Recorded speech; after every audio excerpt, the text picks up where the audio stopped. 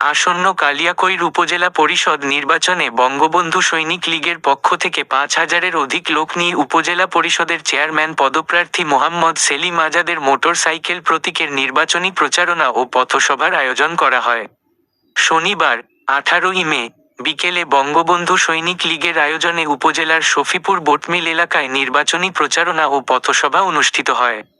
উপজেলা নির্বাচনে চেয়ারম্যান পদপ্রার্থী মোহাম্মদ সেলিম আজাদের মোটরসাইকেল প্রতীকের নির্বাচনী প্রচারণা ও পথসভায় বক্তব্য রাখেন কালিয়াকৈর উপজেলা বঙ্গবন্ধু সৈনিক লীগের প্রতিষ্ঠাতা সভাপতি কিরণ মাহমুদ ওয়ারসি ও সাধারণ সম্পাদক সাজেদুল ইসলাম জিন্না, কালিয়াকৈর পৌরসভার বঙ্গবন্ধু সৈনিক লীগের সভাপতি তাসির মাহমুদ দীপু ও সাধারণ সম্পাদক কাজী মিঠু, উপজেলা বঙ্গবন্ধু সৈনিক মহিলা লীগের সভাপতি জেসমিন আক্তার ও সাধারণ সম্পাদক কানিজ ফাতেমা, উপজেলা বঙ্গবন্ধুর সৈনিক লীগের দপ্তর সম্পাদক জাকির হোসেন সহ উপজেলা বঙ্গবন্ধু সৈনিক লীগের বিভিন্ন নেতাকর্মী সহ স্থানীয় জনসাধারণ এবং গরু মেহনতি মানুষের আস্থাভাজন সে আর কেউ নয়, কিরণ মাহমুদর্শী। আজকে কিরণ মাহমুদর্শীর পক্ষ থেকে বঙ্গবন্ধু সৈনিক লীগের প্রত্যেকটি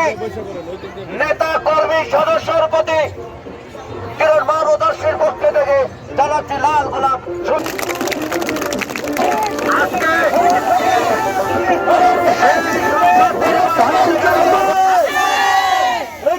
উপজেলা করে